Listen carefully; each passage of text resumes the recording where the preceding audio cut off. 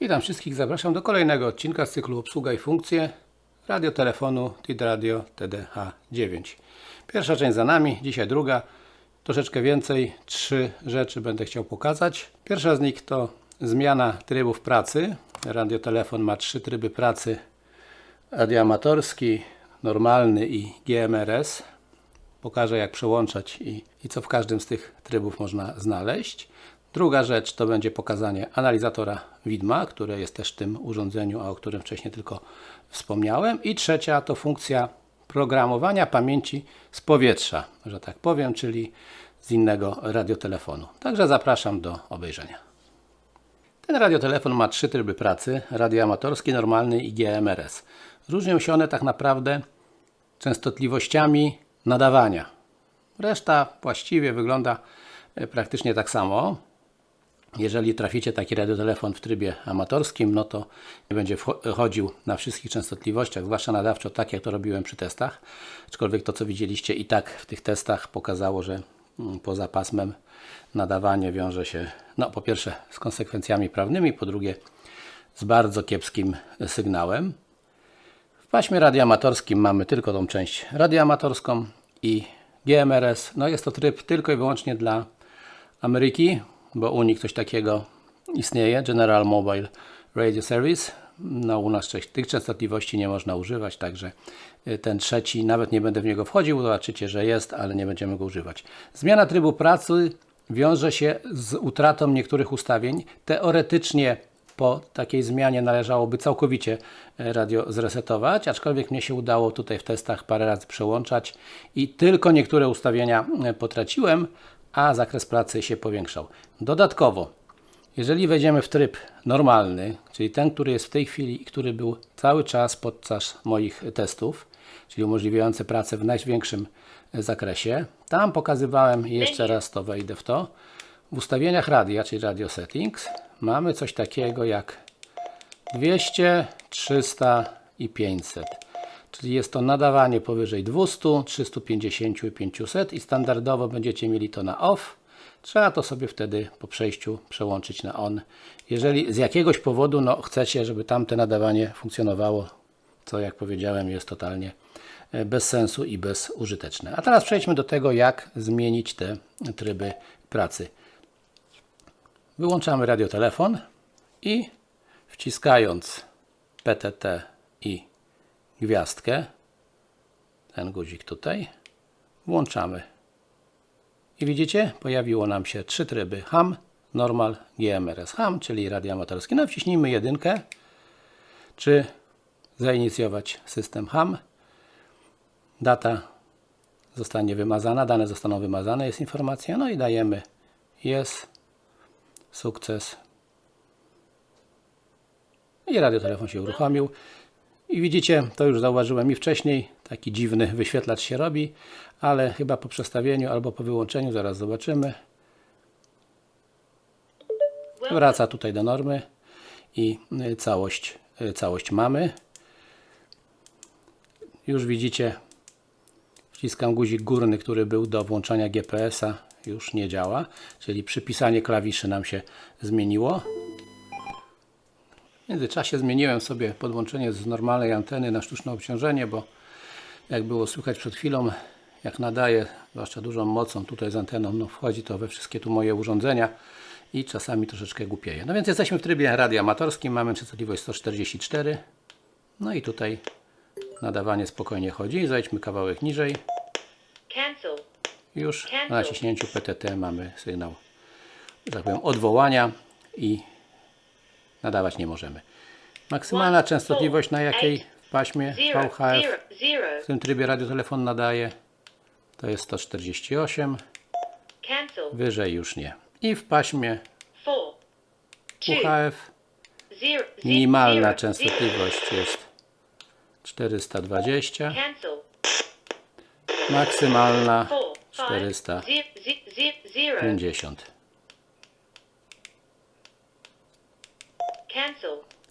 Także mamy po prostu ograniczenie pasma, ale jest jeszcze jedna rzecz, to dla pasjonatów lotnictwa, tych, którzy będą chcieli słuchać przez taki radiotelefon pasma lotniczego. W trybie tym amatorskim, jak wejdziemy w ustawienia częstotliwości kroku nie ma Confirm.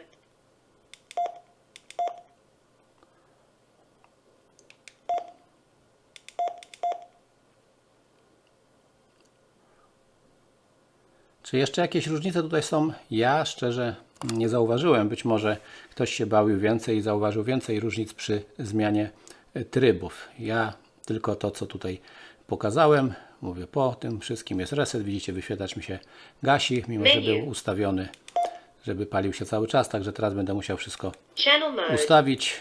Pamięci się pokasowały. Także wtedy jakoś zatrzymał pewne ustawienia. Teraz wszystkie skasował. Nie wiem, na czym to polega, no ale taki efekt jest. Wtedy mi zapamiętał parę komórek pamięci. Chociaż nie powinien, no a teraz zostało to skasowane. No ale tak naprawdę robicie tę zmianę pewnie tylko raz i więcej jej nie potrzeba. Będzie tutaj do niczego nam używać. To taka prezentacja dla tych, co by mieli w tej wersji okrojonej, a chcieliby przełączyć na większą. I przechodzimy do funkcji tak zwanego analizatora widma. Jestem cały czas w trybie amatorskim, na razie tego nie zmieniałem. Jak w to wchodzimy? No tak jak z poprzedniego filmu, gdzie była klawiszorogia. Przytrzymujemy 7 i mamy na ekranie spektrum. W tej chwili ustawienia są zresetowane. Tutaj w menu jest taka opcja, więc zaczniemy od początku. No co to jest analizator widma? No to pewnie każdy wie, bo wiele radiotelefonów coś takiego tutaj pokazuje. Pamiętajmy, że nie jest to taki prawdziwy analizator widma, który na bieżąco pokazuje całe pasmo od do, które tutaj jest wyświetlone i co się na tym paśmie dzieje. To jest po prostu skaner z wyświetlaczem, więc on szybko przemiata kanały, a tu pokazuje, co na tym kanale odebrał. Także to nie jest tak jak w SDR-ach czy w panoramicznych tutaj odbiornikach, wskaźnikach, które pokazują rzeczywiście, co się dzieje i każdy sygnał na bieżąco dokładnie widać. Tu po prostu widać w danym momencie przeskanowania, co na tej częstotliwości jest. Jest tu parę ustawień i pójdziemy po kolei po wszystkich ich. Oczywiście wchodzimy w menu standardowo i mamy tak, modulację, krok częstotliwości, próg, kursor i pod piątką mamy pasmo, szerokość, czyli czy wąski, czy szeroki FM w tym wypadku i reset, czyli kasowanie tutaj do defaultowych ustawień, to co w tej chwili zrobiłem i jest. Oczywiście jak tu wyjdziemy i zobaczycie, byłem na częstotliwości 144,050 i na tą wszedł. Jak zmienię i będziemy 450,025, no to wszedł na środkową tą. Także środkowa częstotliwość jest ta, która była ustawiona w VFO, z którego trybu wchodziliśmy. Na wyświetlaczu informacje mamy pełne, czyli to, że skanuje FM, W, czyli wide, szeroki FM, 25 to jest krok, poziom sygnału, no z tymi poziomami to oczywiście tak orientacyjnie. Częstotliwość środkową tego kursora, próg, czyli ta linia progowa, powyżej której sygnały będzie odbierał, no i na dole ten zielony pasek to jest analiza widma. Ja pójdę teraz na pasmo takie standardowe 446, każdy wie co to jest, niech sobie tutaj poskanuje. Coś tam już pokazał. Jesteśmy teraz w trybie 25 kHz kanał, szeroki FM. No i zobaczmy, mam tu obok Baofenga takiego malutkiego, który jest na jakiś kanał PMR-owy nastawiony i zobaczymy, co tu się zadzieje, jak tam nadam.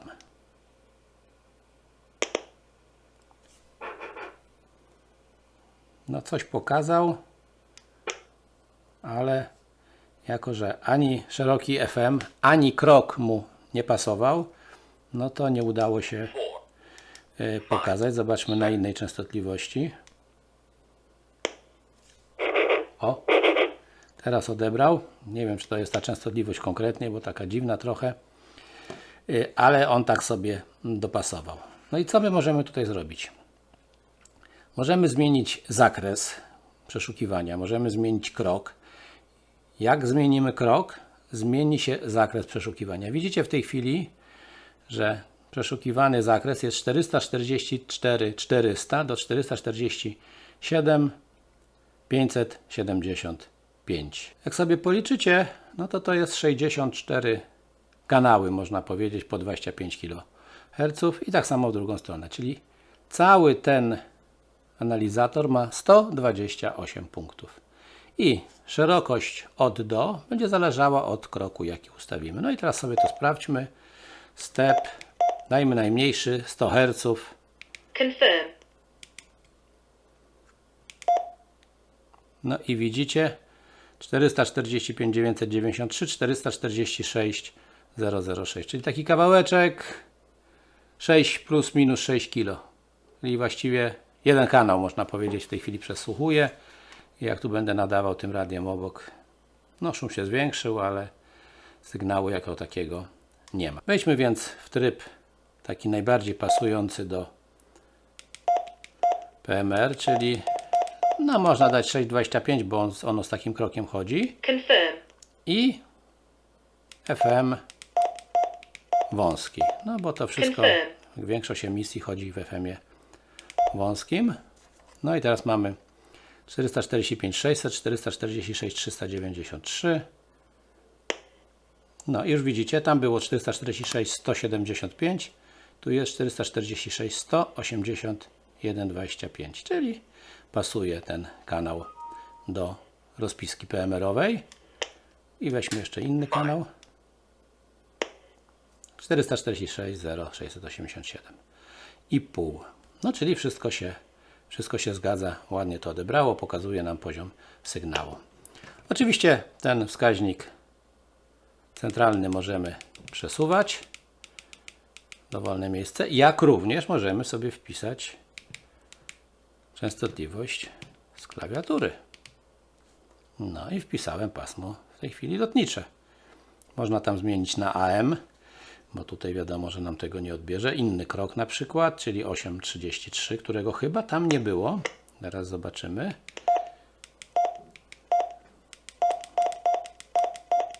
A jest, no i dobrze. Confirm.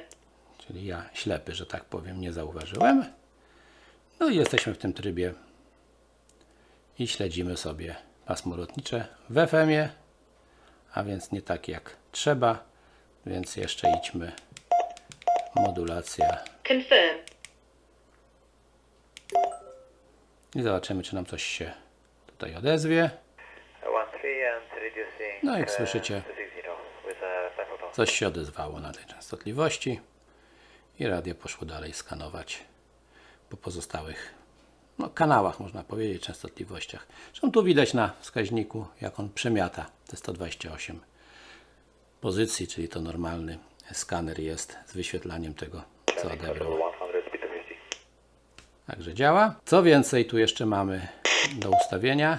Mamy threshold, czyli próg, poziom progu między 50 a 270 i jest to poziom, przy którym sygnał nam tutaj zostanie odebrany. Nie wiem w jakich to jednostkach, no ale taki jest. Dajmy powiedzmy 60, jest to bardzo mała jednostka. Tutaj obsługa klawiatury polega na tym, że gwiazdką kasujemy.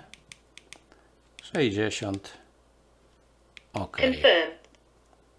I wyjdźmy. No i widzicie, blokada się otworzyła.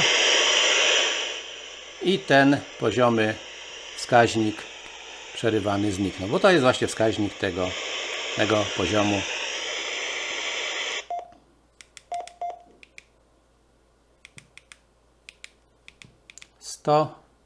Confirm.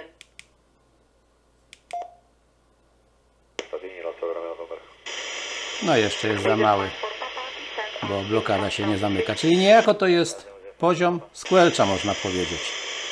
Tutaj w takich jednostkach innych i dużo więcej można ich wpisać, natomiast ogólnie to jest squelch do tej funkcji, czyli damy 100, a niech będzie 150, może tu już blokada się Confirm. zamknie. Tak, i widzicie, wskaźnik już pojawił się nad tłem, bliziutko, czyli słabe sygnały też otworzą. Coś tu znalazł. Dziwna trochę częstotliwość.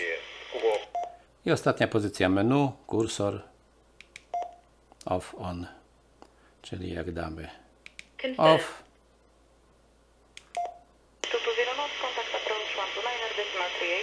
i jak widać nie ma tego kursora na środku, więc tutaj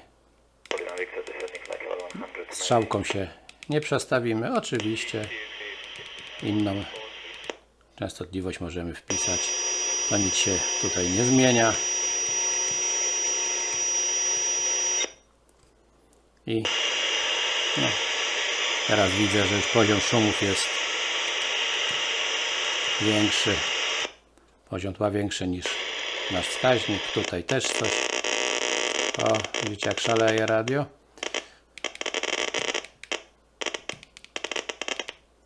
No może na takiej częstotliwości. O, tu już mamy tło trochę niższe i nie przebija się przez ten próg, który trzeba sobie odpowiednio ustawić. A więc już przeszliśmy. Modulacja, krok, próg, wskaźnik, szerokość pasma i reset. On. Confirm.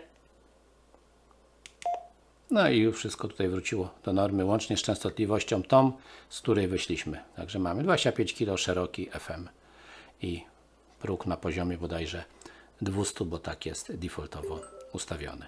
I jeszcze taka dodatkowa funkcja klawisza PTT powoduje, że odbieramy na tej częstotliwości, którą mamy wyświetloną. Także to jest takie otwarcie blokady pod PTT, żeby on nam tu przypadkowo nie nadał takie zabezpieczenie, bo nie wiemy gdzie jesteśmy i po co ma gdzieś nam nadawać. To tyle jeżeli chodzi o tą funkcję. Mam nadzieję, że chyba wszystko wyjaśniłem i będziecie wiedzieli jak jej używać. A przechodzę teraz do programowania z powietrza. Jak włączyć funkcję programowania z powietrza, ja tak to nazywam. No, jak to widzieliście na poprzednim filmie, przytrzymamy dłużej jedynkę i mamy taki ekranik Scan Frequency Channel, Frequency Code OK Exit.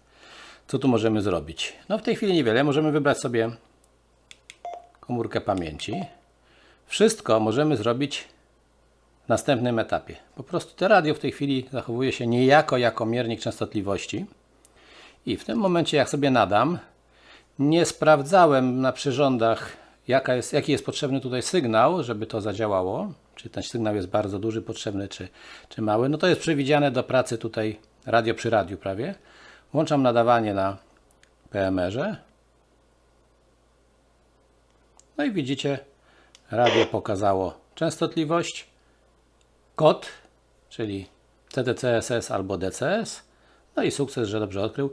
Częstotliwości on liczy po swojemu, nie zaokrągla tutaj do kanału takiego jak trzeba. Także on liczy dokładniej, no, z dokładnością taką jak sam w sobie ma, czyli mogą być tutaj pewne odchyłki. I co teraz? Jak naciśniemy menu, czyli OK, Confirm. wyjdziemy z tego, wejdziemy w tryb pamięci, Channel mode. to widzicie? W pierwszej komórce mamy ten kanał zaprogramowany. Czyli jest to programowanie komórek na podstawie tego, co odbierzemy z powietrza. Teraz weźmy sobie komórkę drugą. Tu zmieńmy kanał. Odebrał zarówno częstotliwość, jak i kod. Confirm. OK. Możemy od razu przejść do trzeciej. Set. 5, 4. I mamy jeszcze jedną. OK. I możemy tak sobie wszystkie 199 kanałów zaprogramować. I jak przejdziemy, widzicie, 3, 2, 1, 2, 3, trzy kanały 2, 1, zostały 2, zaprogramowane. Co prawda ta końcówka no nie jest idealnie taka jak trzeba. 3, 1, 2, On to sobie 3, dopisał, ale funkcjonuje to bezbłędnie i jak szybko trzeba coś przerzucić, żeby z kimś zagadać, coś takiego tutaj można zrobić. Także taka bardzo ciekawa funkcja, która zbiera z powietrza sygnał i pokazuje nam jego częstotliwość oraz blokadę CTCSS lub DCS, jaka jest na tym kanale ustawiana. To tyle, jeżeli chodzi o te trzy funkcje. Mam nadzieję, że komuś te informacje się przydały. Zachęcam do subskrypcji kanału. Niebawem kolejne funkcje tego radiotelefonu postaram się w bardzo szybki, krótki sposób, tak jak teraz, pokazać. Dziękuję za uwagę i zapraszam do kolejnych filmów.